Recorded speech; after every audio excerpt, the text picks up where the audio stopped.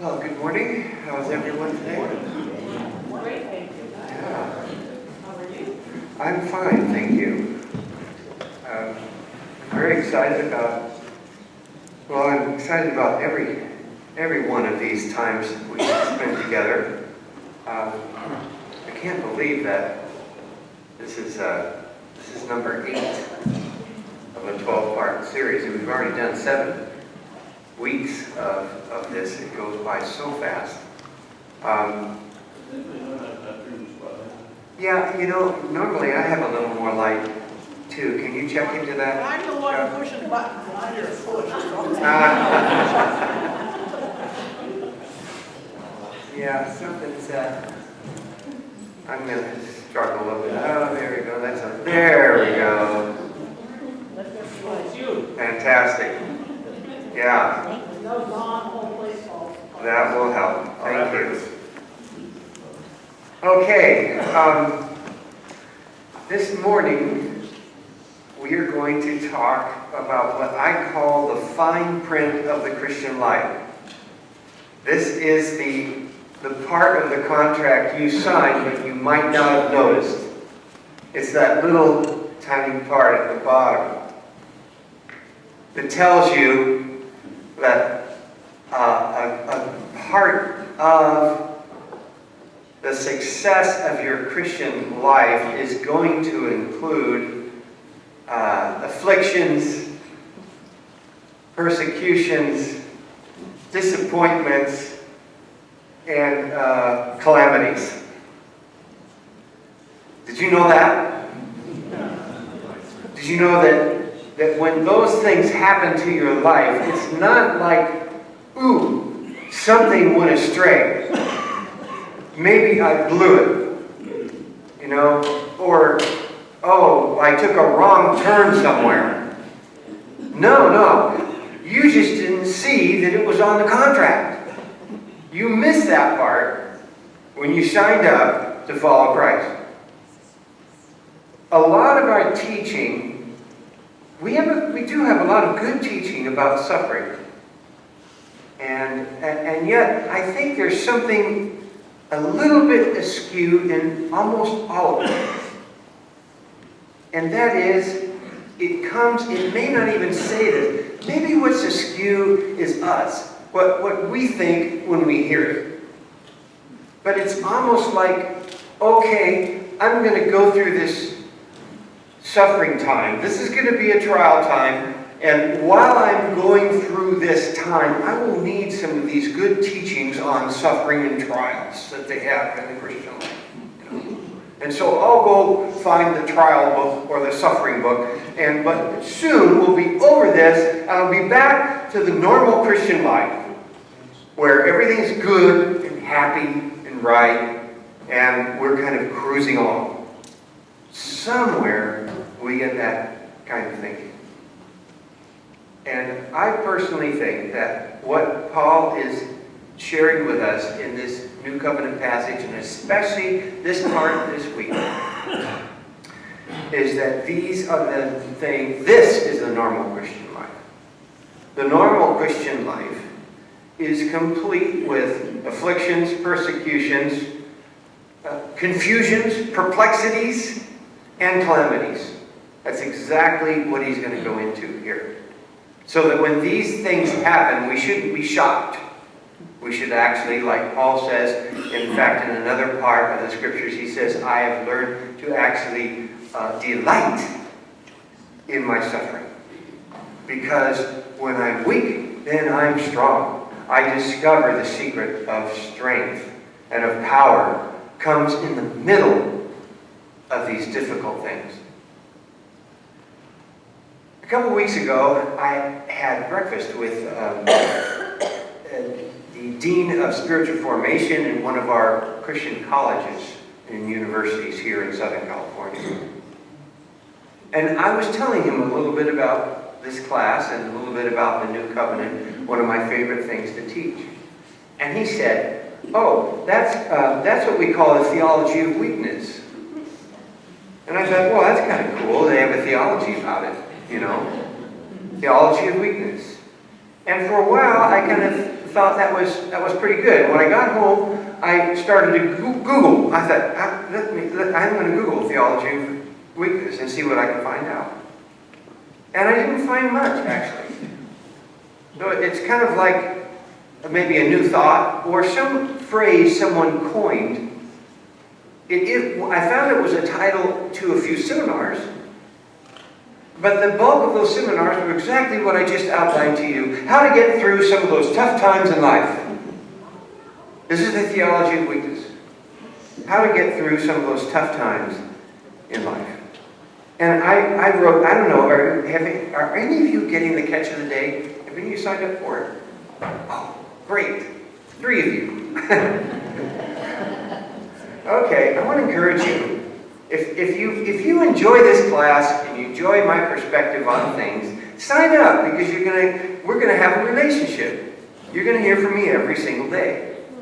Because I write this thing every night, every morning actually. I write it and I go punch and it's out. And you get it probably about, 5 minutes after I've completed it, if you're on. And I do this every morning. And a lot of what I do is working through these things. I've written a number of books. I have a kind of style of writing I've developed.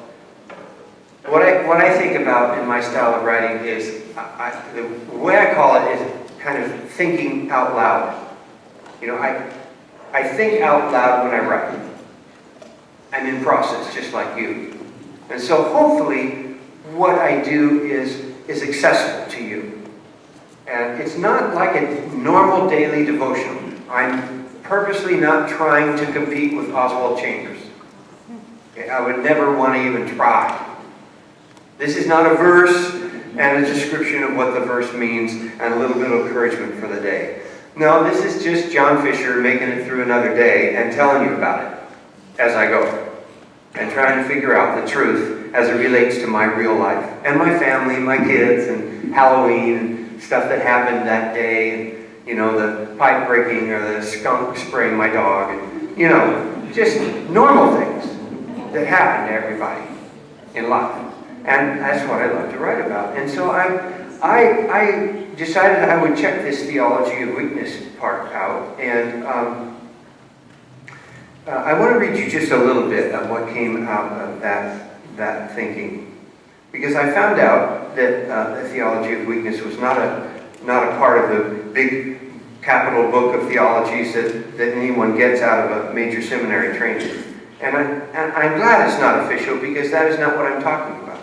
This says that when things get tough, or for some of us who are destined to be struggling all our lives with some particular sin issue or addiction, like Paul's thorn in the flesh, well, there is a way to fit this into one's theological life picture. When things get really difficult, we can turn to this theology and receive comfort until things get better again and we are good, strong Christians like we're all supposed to be. This is not what I'm saying, not even close. I'm saying that our weakness, our brokenness is, and I have this part in capital letters, the whole thing, the only way we will ever be used by God. Our weakness, our brokenness is the only way we'll ever be used by God. It's not a theology for the bad times, it's a theology for all time. It's not that there is hope when things go wrong, or when bad things happen to good people, or there is light at the end of the tunnel. This teaches that things are always going wrong, that we are bad people who have had an incredibly good thing happen to us, and that no one needs to care about the light at the end of the tunnel when there is light right here in my heart when all around me is darkness. That's what I'm talking about. That's the way I believe Paul wants us to live. So, I'm going to disagree with my academic friend. I am not a champion of theology of weakness. I am a champion of the fact that we are all weak all the time. We are all losers. We are all broken. We are all in pain. We are all sinners. We are all inadequate. We found that out. We are all vulnerable, And we are finding the power of God in our lives in the middle of all these things. And realizing that this is the only way we can find it. This is where the power exists. The power exists in our weakness, like Paul says. That's why I glory in these things, because when I am weak, then I am strong. What that means is I have discovered the secret of strength. And it comes out of my weakness. It's not, and this is a subtle difference, but it's a huge difference. It's not that my weakness is something I go through in order to get to my strength. So we're going to go through our weakness and then finally we're going to be strong. Like we all wanted to be. No. Our strength is in our weakness. That's what the Scripture teaches. And I think that's something that a lot of us haven't not fully grasped yet. This is not a theology of weakness, it's a theology for the weak. And there is no corresponding theology for the strong. Actually, our strengths get in our way as far as being actually used by God. Pastors are naturally, quite often, charismatic individuals. They have a personality that works up front. They can entertain. They're exciting. They're positive, and a lot of that seems great, and that's why a person is a pastor. But a lot of that is going to be their biggest struggle, because they're going to trust in that and not in the power of God in their lives. And until we, as leaders, go through our own pain and our suffering, and we find this out, we're not going to find what the power of God really is in our lives. It's not going to come out. We're going to be trusting in ourselves, in our personalities, in our charisma, not God's charisma, not His Spirit. It's tough because, we've talked a little bit about leadership and the old model of leadership, which I think grows out of Moses and the Old Covenant. It's a kind of a performance basis. And it's tough for us because it's hard to be a leader and weak and vulnerable and needy like everybody else. But I tell you, those are the best ones. Those are the best ones. And, I went to, for some time, we went, attended, when we lived in Dana Point, we attended Capistrano Beach Calvary Church, and our pastor was Chuck Jr., Chuck Smith's son. Quite different than his dad. Some of you might know a little more about that. But we loved Chuck because what you see was what you got with this guy. And it was almost painful in a way to watch him get up to preach, because everything in his body, all of his body language said, "I do not want to be here." That's what his body language said. But as soon as he got up and opened his mouth, the Spirit of God took over, and we heard amazing stuff. We also heard about his real struggles. We know he struggled with depression. We know he went through a divorce. We know there's a lot of difficult things in his life. None of it was kept secret. All of it was an open book. And my wife used to say every time she saw him get up, she said, "He's so brave." Yeah. See, and I tell you what, he was so much that way that he finally had to pull himself out of the ministry because he couldn't handle all of the pressure, all of that goes along with that, with being available and being vulnerable and not keeping people at a distance, but letting them in. And now suddenly, 1,200 people are your problem. And that becomes hard on a certain personality. And he was one of those type. And he just had to pull out. I understand that, but I was really upset with it. Because we don't have many illustrations like that in leadership. That was strength in and out of weakness. Through weakness. And that is what we're going to find out about today. It's not a theology of weakness, it's a celebration of weakness when we discover that our weakness is our strength and there is no other way. And the next day, I want to read you one more paragraph because I had some comments from folks that were a little concerned about this. Well, John, if you just keep talking about being weak and sinner and all that, then how are you going to ever be transformed? Aren't we supposed to be transformed? Well, yeah, absolutely, we are. That's not what I'm saying. The strength, what I'm saying is that the strength is embedded in the weakness. You don't go from one to the other. Otherwise, there would be strong Christians over there and weak ones over here. Just what we don't need, a spiritual hierarchy, which we sometimes have. You have spiritual hierarchies when you're based on the old covenant, not the new one.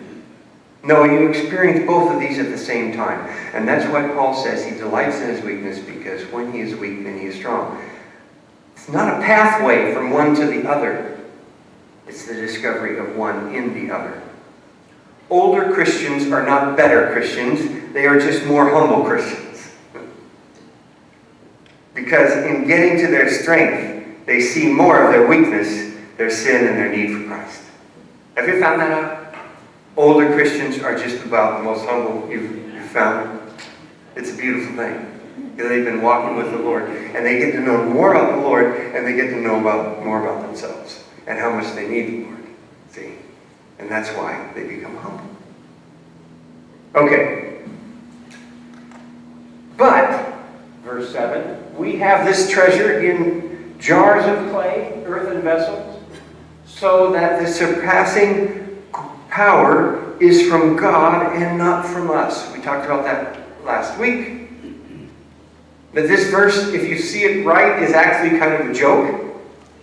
That the light, verse 6, the light of the knowledge of the glory of God in the face of Christ, all that incredible stuff, is in a jar of clay. It's in an ordinary place where it shouldn't be. It's like a valuable diamond ring in a paper bag. That would be a joke. If someone was proposing and he handed his wife to be a paper bag and inside was a diamond ring, that would be a joke. That would be, we play with this sometimes. But that's not where you expect a diamond ring to be. You expect a diamond ring to be in one of those nice turquoise boxes, right? I've been known to get the turquoise box and go buy the ring somewhere else. No, I didn't do that. I thought about those. That's where you expect the diamond ring to be. So when you present it in a paper bag, it's a joke. She's not expecting it. It's a surprise. Just the way it is with us. When Christ shows up in our life, people aren't expecting. It's a surprise. Wow. Where did that come from? That came from God. Because I have this treasure, incredible treasure, in this weak, ordinary, fallible clay pot. Like Ray Stedman used to always say, we're crackpots. So, the next few verses, so the ones we're going to look at today, in a sense are a guarantee that verse 7 is going to get across. That the truth is going to get across through our lives. That's what the next few verses are. They show how this power is going to be expressed. At least Paul says this is the way it is for us. And this is the way the power has come in our own lives. Verse 8, we are hard pressed on every side, but not crushed. Perplexed, but not in despair. Persecuted, but not abandoned or forsaken. Struck down, but not destroyed. We always carry around in our body the death of Jesus, so that the life of Jesus may also be revealed in our body, both at the same time. For we who are alive are always being given over to death for Jesus' sake, so that his life may also be revealed in our mortal bodies. So then, death is at work in us, but life is at work in you. Doesn't that sound like fun? Are you ready? So that death is at work in us, so that life can be at work in the people I minister to. Wow. That's what you signed up for. That's what the power of God, that's how the power of God is perfected in your life, your mind. So let's look at this. Let's look at 4 things he picks out. Amazing. 4 amazing things. We are hard-pressed, but not crushed. We're perplexed, but not in despair. We are persecuted, but not abandoned, and struck down, but not destroyed. Now, you see how over and over again he's saying what I just started out to say with you, to tell you that both these things are going on at the same time. As a matter of fact, that's the essence of our ministry. So let's take that first one. Hard-pressed, but not crushed. Each one of these shows that wherever the pressure or the struggle is coming from, there is an equal and greater presence in us that counteracts it. And so that we can grow and live in a way in which we are overcoming these things that are in our lives. They don't stop happening. We start beginning to know how to walk in the power of God in the midst of them. I have a friend of mine who wrote a book, and I can't believe he got the publisher. It was a standard Christian publisher to actually publish this book. I was so proud of him that he stuck to it. When Will My Life Not Suck? That was the title of his book.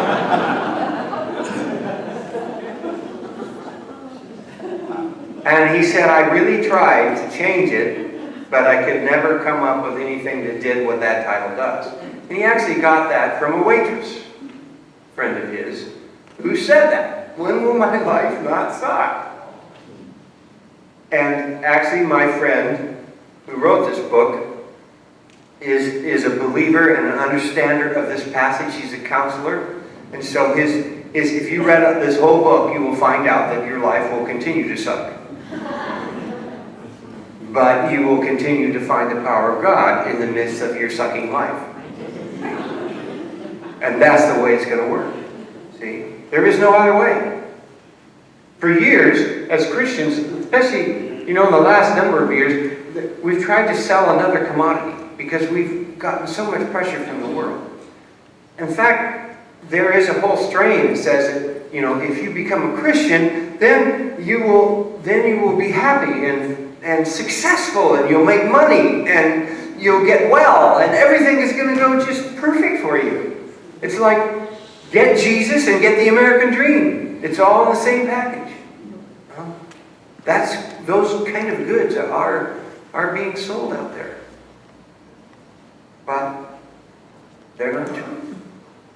That's a lie. It's not true. And it's not what the Bible teaches. The Bible teaches a different kind of strength and power that comes out of the difficulties and pressures of our lives. We are hard-pressed, but not crushed. Okay, let's look at hard-pressed for a little bit. The words in the Greek, and from what we can understand from just studying this passage, I've gone to biblical scholars to find out what is this all about. It's basically what it says. It's simply pressure. It's pressure from the outside. And the interesting thing is, we're pressure from the outside, but we aren't crushed. See that? If there was so much pressure from the outside and there wasn't a corresponding pressure from the inside, you would be crushed. But what Paul's trying to say is there's another pressure inside us that works against this so that we aren't crushed when this happens. And I think these pressures can be anything. Because later he's going to talk about what I would call calamities, like things that strike us down, that knock you out, like cancer and divorce and accidents and loss of human life and loved ones and those things that, mental illness, anything that just knocks you down. Struck down, that's what it means. Off my feet. Okay. Because he's going to talk about that, I don't think he means that kind of thing when he says pressure. I think hard pressed is the common, ordinary, daily pressures that we all face in life. This is just average stuff. And especially today, in today's age and today's society, probably the best word for this would be stress. We all live stressful lives. It's a part of our culture. It's a part of the pressures we're under to keep up with everyone. It's a reality of life. Sometimes I went through the hippie generation, as a lot of you did too, And at some point, there was this thought, maybe we should just, exit this whole pressure deal. Let's just go to the mountains and live in a commune. And some people tried that. A lot of people did try that in the late 60s, early 70s. There are actually some places where people are still hippies, living like this. In fact, if you go in the mountains around Santa Cruz, you'll find some. They're still there. But I wonder if you found them and asked them if they have any pressure in their life. I bet they do.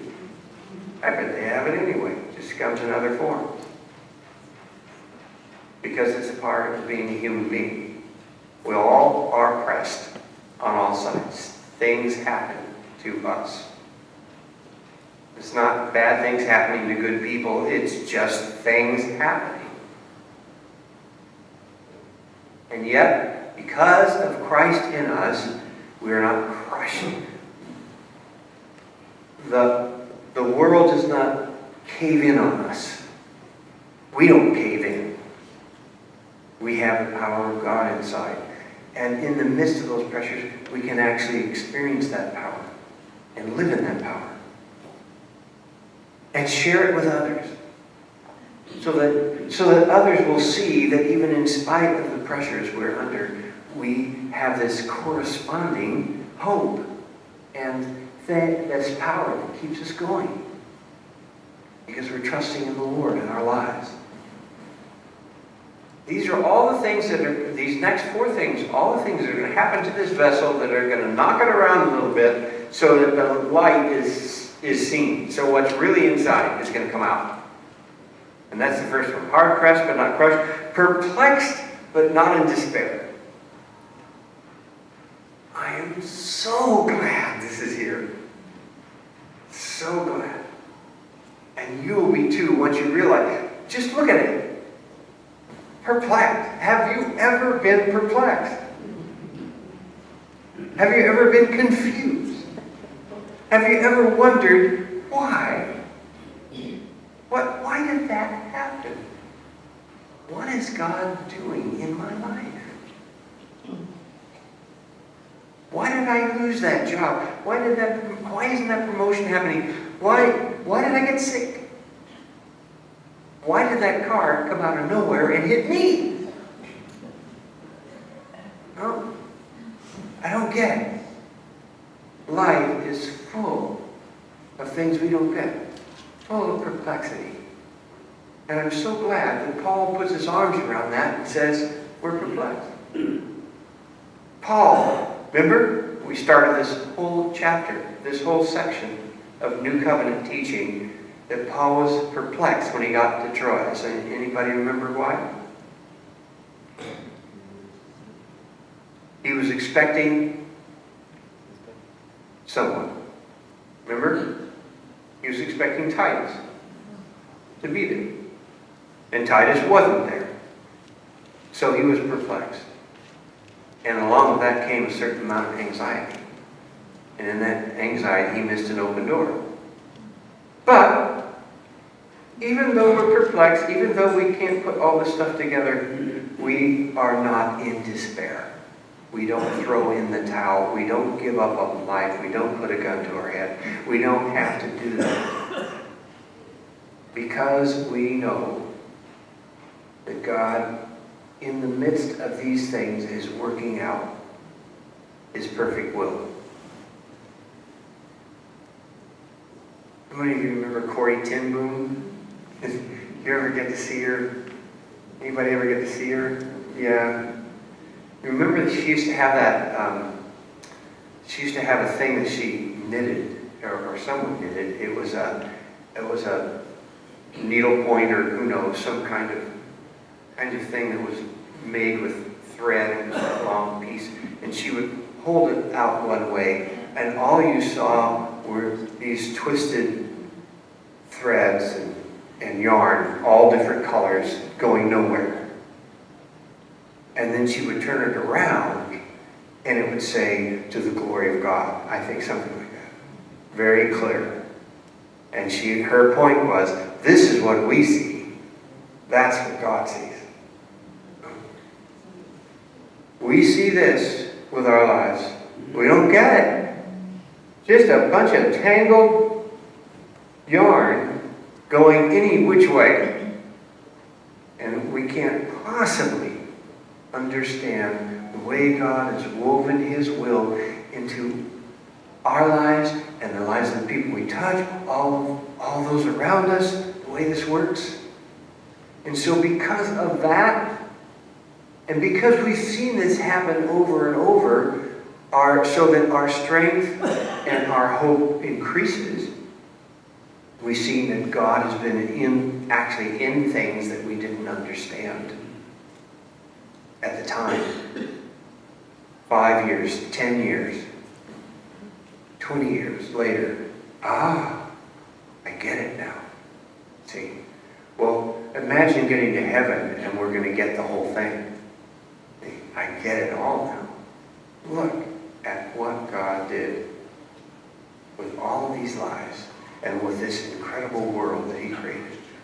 He's still doing it. He just did a marvelous thing. And I didn't see it, but we see it by faith. And that's why we don't despair. We keep hoping. We know that in the end, it's all going to come together. It's going to work out. So, therefore, what is Paul saying? Is he saying here that when we come to Christ, we will no longer be perplexed? Is that what he's saying? No, he's not, is he? He's seeming to say that perplexity is something I should expect. I will be perplexed, but I will not be in despair. I don't throw in the towel. You should find some comfort in that, because I'm sure if we went around the world, well, we could, but let's just go around this room and have each one of you answer this question: what are you perplexed about right now? Do you think you'd all have something to say? Right. Probably a long list, if you want to be honest. My list is pretty long. Perplexed, but not in despair. Persecuted, but not abandoned. This is one that was certainly more true maybe in the time when Paul wrote this to the early Christian church than it is today, because their persecution was palpable. They were being dragged through the streets. They were being physically, literally persecuted for their faith. We don't experience that as much today, but we still do. We experience a certain amount of persecution for our faith. There are those who think that that we're a little loony, maybe, because we believe in God, or we go to church, or, we study the Bible. I mean, you believe all that stuff? There are people who will have a mild form of ostracizing us, perhaps from their group, because of what we believe and what we hold to being true. And I think there is some persecution. I do think we need to be careful about this. I think for a while there, Christians were persecuted because they were just being obnoxious.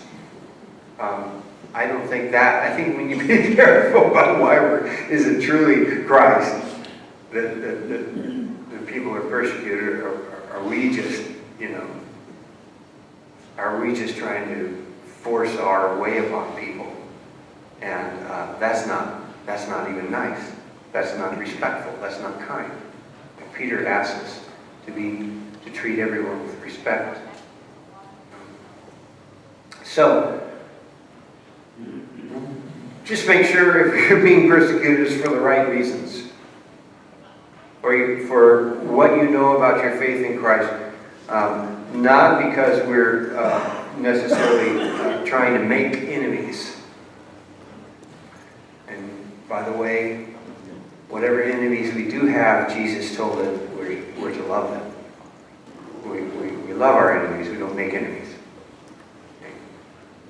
And if in loving people they become enemies anyway, that's not our responsibility. We just keep loving. Persecuted but not abandoned, not left alone. If your faith ever leaves you alone, you will never be alone. Because Jesus said, I will never leave you or forsake you. You will always have His presence in your life. You will never be abandoned. And then this last one, I've actually already touched upon it.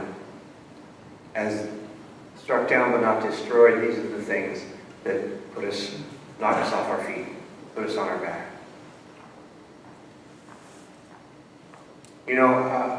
Almost every time we ask for prayer requests, and in this group or in church, what we hear about are people who have been struck down, right? It's almost always what happens. And quite often it's health reasons, mental reasons, who knows why. But these are things that put us on our back. But they don't destroy us. They will never destroy us. Now, Satan can do whatever he wants, but he can't destroy us. We are eternal. We will live with God forever in heaven. So even if death should come over us, we still win. We win in death, do we not? Isn't that the great thing about being a Christian? We go to funerals, it's sad, we lost somebody, but there's rejoicing. We won. This person won in death. She is not destroyed. Our life goes on. In fact, our life becomes even more wonderful than we could ever imagine. And we see how it all fits together. And we'll be with Him for eternity. So Satan can try and do whatever he wants, but he can't destroy me. And he can't destroy you. Isn't that good news? That's good news. That's what Paul's talking about. The life of Christ, the power of Christ is going to come through all of these things in our life for a reason, so that people will be impressed with Him and not with us. The power will obviously coming from God and not from us. And that's the sense of the last couple verses that close this out.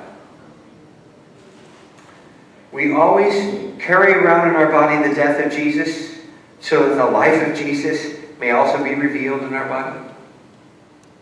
These two verses are very similar. For we who are alive are always being given over to death for Jesus' sake, will be, so that his life may also be revealed in our mortal bodies. So then death is at work in us, but life is at work in you. Expect these things to happen. Well then, in order to understand, we have to understand what on earth is he saying, the death of Jesus. How do I carry around the death of Jesus? What is that? Well, I think the death of Jesus is what his death was and what death is for all humanity. It is God's sentence on the human condition. God looks upon this humanity and says, it's death. Adam and Eve ate the fruit, and the prophecy was, should you eat of the fruit, you will surely die. Did they die? Yeah. Does everybody die? We sure do. The only thing that confuses the issue is that we are alive for maybe 70, 80 years, 90, if we're lucky. We are alive, what we call alive, but probably when you compare that to what it really means to be alive, it's not even close. But we think it's that this is it. And that's why the world is so full of dressing this thing up, because this is all we've got. But you and I know, no, this thing is really death. We all love to be young because it doesn't look like it's dead. It looks wonderful. Remember that? Remember when that handsome dude looked back at you in the mirror? You would just knock him out. You knew you had it. You just knocked the girls out, man. Now I walk around, I wait for them to go gaga, and they don't. They just don't even see me anymore. I don't have it anymore. Why? Because I'm carrying around a body of death. It's dying. It's decaying. It's just a matter of time. That's all. We're like a whisper. Wind, here today, gone tomorrow. The fact that we are alive is just, it's almost there's a kind of lie to it. You know, because, and God in his mercy allowed for it, because he gave us 70, 80, or maybe 10 or 12, or how many years we get. He gave that to us to respond to his grace. So that he could give us the real life later on and bring us to live with him forever. That's what this life is all for. It's to come in contact with God and his grace and what he did to get us to truly be alive. And so you and I are still carrying around the death of Jesus, and we will carry it around until we die and lose this physical body. This physical body is an expression of God's sentence upon humanity. That's what it's worth. It's going to die. You know? So, yeah, life does suck, and we're carrying around our suckiness. Life's suckiness. That's what the death of Jesus is. And he's already, that's his statement. Jesus on the cross is his statement about the human condition. There it is. If you ever wonder about it, you know, that's God's statement. And so we carry that around in our physical bodies. Our life is just like everyone else. So that our real life, our greatness, that which is God in us, will be obviously seen to be from God and not from ourselves, because people see who we really are. They see, you know, our fallible nature too. And these two verses are so important because they show once more that this is not a pathway from one to the other, but this is a statement of both of these things being realities at the same time. We're always being given over to death so that his life may be revealed in our mortal bodies, our dying bodies, our decaying bodies. So his life can be seen. And that's the way of the new covenant. Okay? You get it? It's pretty exciting, isn't it? It's real stuff. It's painful. It hurts sometimes, but, it's paying off. And that's why you can say, death can even work in me so that life works in you, because through the difficulties in my life, they unlock that power. And that power then is made available to you. And so I can give it to you, and you can be strengthened. And that's what Paul calls ministry.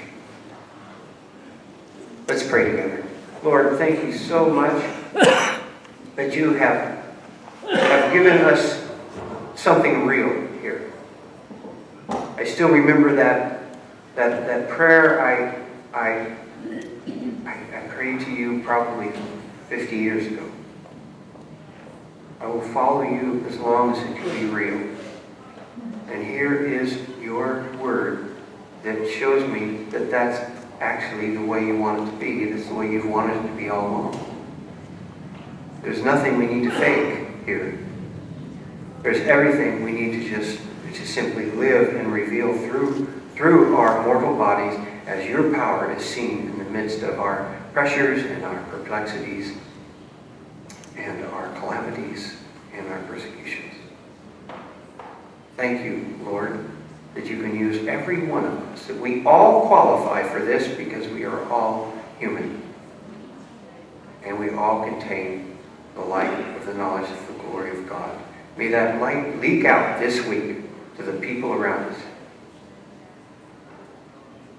I ask this in your name. Amen. Amen.